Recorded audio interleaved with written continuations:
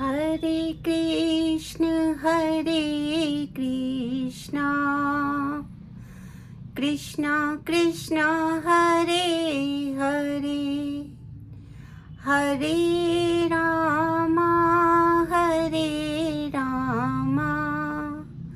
राम राम हरे हरे। हरे कृष्णा।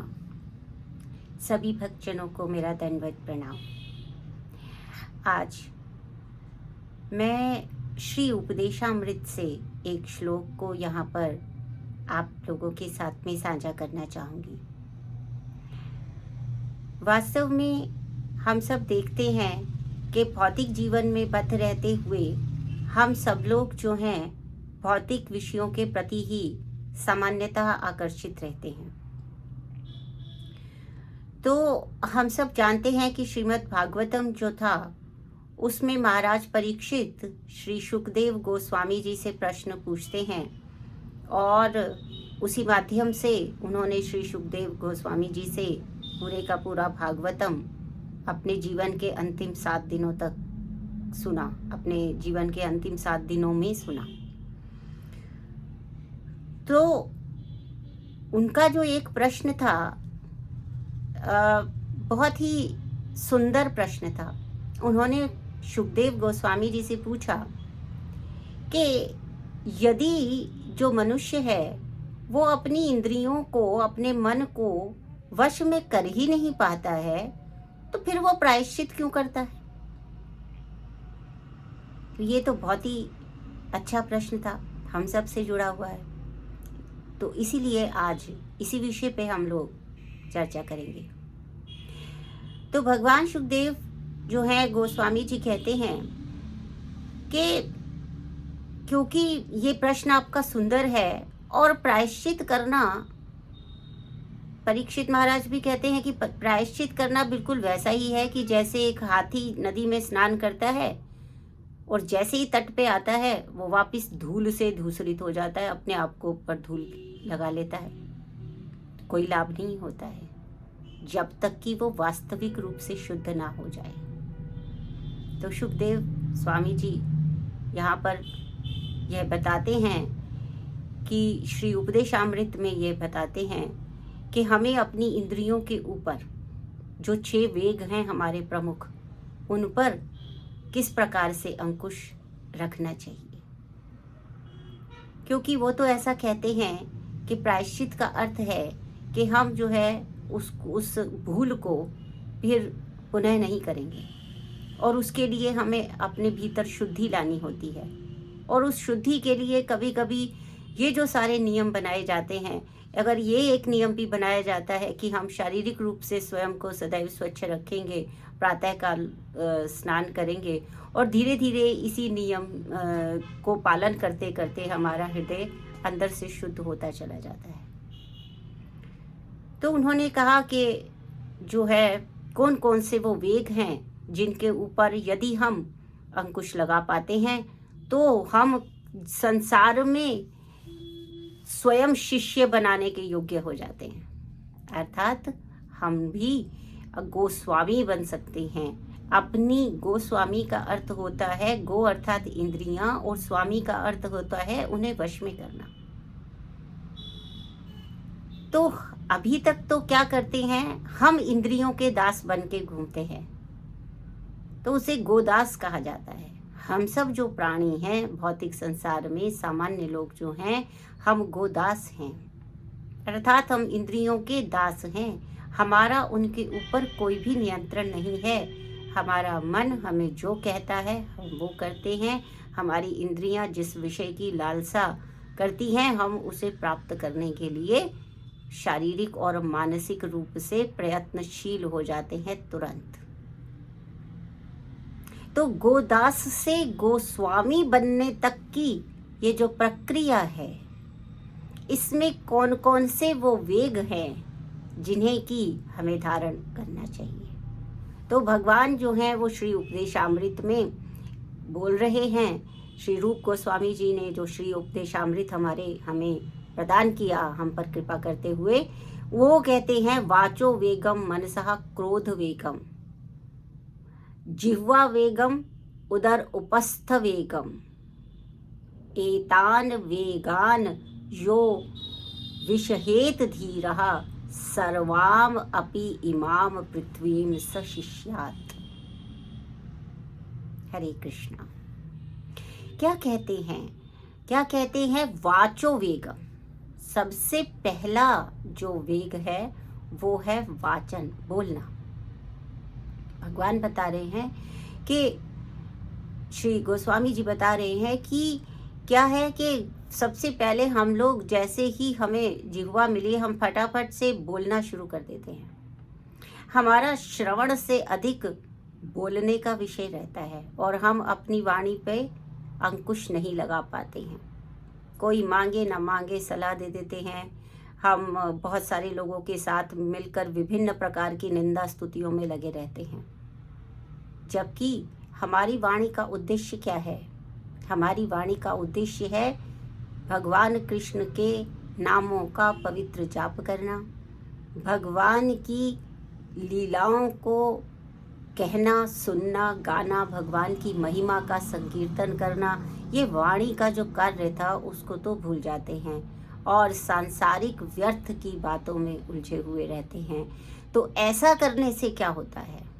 ऐसा करने से ये सब जो चीज़ें हैं वो हमारे मन को उद्वेलित करती हैं, क्योंकि यदि हम अपनी वाणी से निंदा स्तुति में लगते हैं तो निश्चित रूप से हमें कोई अन्य व्यक्ति भी हमारी निंदा करते हुए पाया जाएगा और इस सब में हम मान अपमान और इन सब व्यर्थ की जो बातें हैं उसमें उलझ जाते हैं और हमारी जो ये वाणी का वेग है ये हमें बहुत ही अधिक परेशान करता है। गोस्वामी जी ने यहाँ पर एक बड़ा अच्छा उदाहरण दिया कि जैसे जब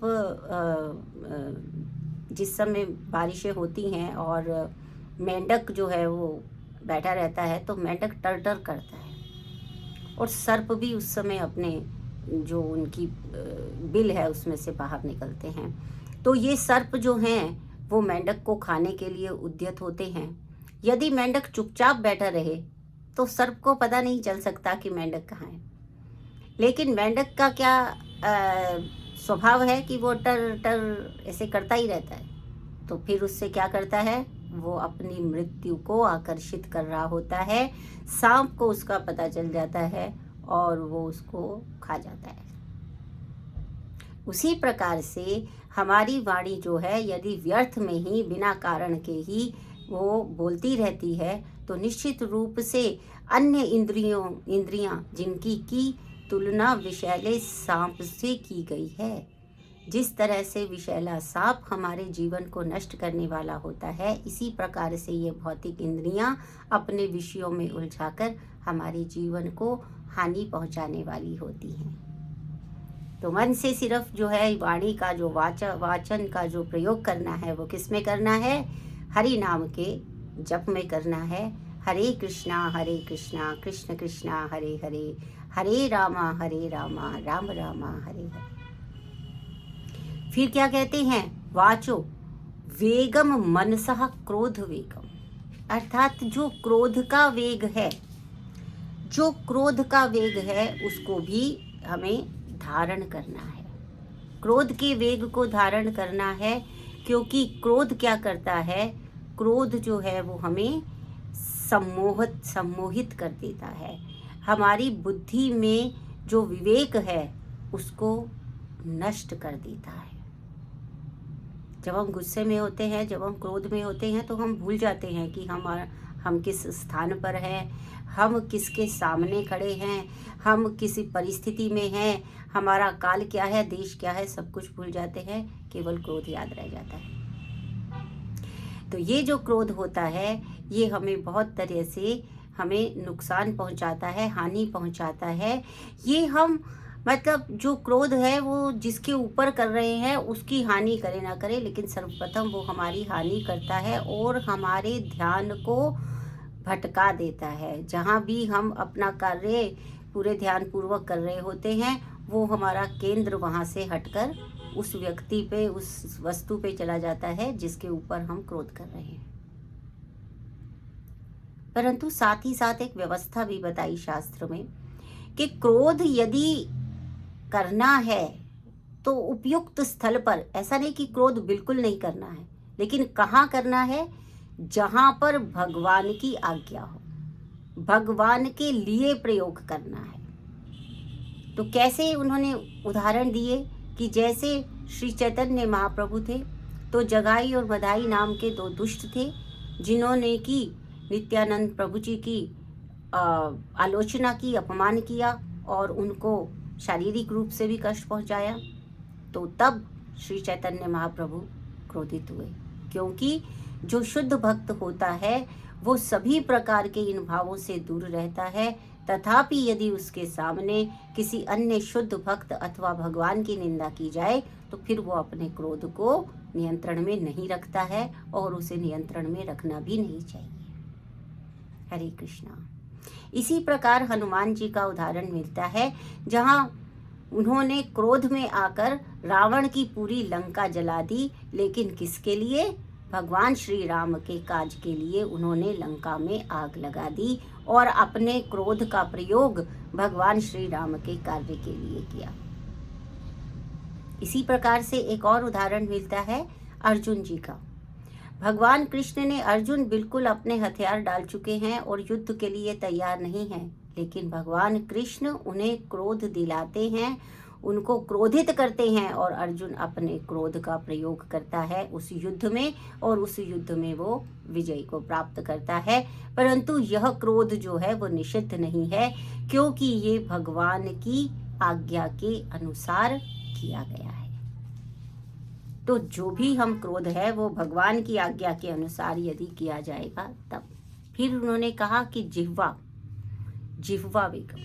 जिह्वा वेग क्या है, हमें हर समय जो है वो हमें स्वादिष्ट व्यंजनों की इच्छा होती है और हम जो है भगवान के को लगाए हुए भोग और प्रसाद के अतिरिक्त भी, भगवान जो हमें प्रसाद प्रदान करते हैं उसके अतिरिक्त भी हर समय जो है हम कभी होटल से, कभी कहाँ से, इस तरह से जो खाने की चीज़ें हैं उनको हम खाते रहते हैं। तो ये जो जिह्वा है, ये जो रसनेंद्रिय है, ये हमारी बहुत बड़ी जो है एक तरह से शत्रु बन जाती है, क्योंकि इस जिह्वा के वेग को धारण न करने से क्या होता है कि हम जो शरीर को आवश्यक है उससे बहुत अधिक खा लेते हैं, या कभी कभी जो उसके लिए उपयुक्त नहीं है उसका भी सेवन कर लेते हैं, जिसका परिणाम ये होता है कि हम शारीरिक और मानसिक दोनों रूपों में आलस्य और गौरव का अनुभव करते हुए हम जो है व्याधि या पीड़ा से ग्रस्त हो जाते हैं।